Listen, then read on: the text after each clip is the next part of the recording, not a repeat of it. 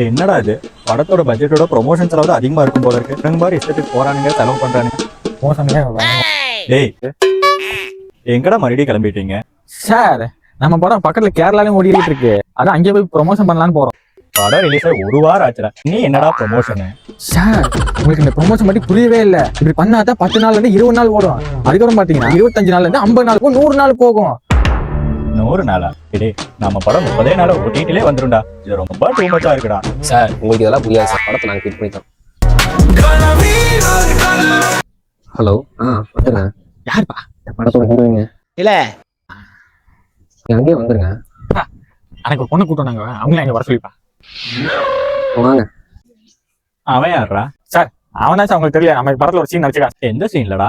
அதான் சார் தண்ணி கண்டிட்டு போவாங்க ஒரு சீன்ல. இதெல்லாம் ரொம்ப ஓவரா. நீயே ஹீரோ ஹீரோயின் போனா பரவாயில்ல, ஜூனியர் ஆர்டிஸ்ட் முதல் கொண்டு கூட்டிட்டு போறீங்களா?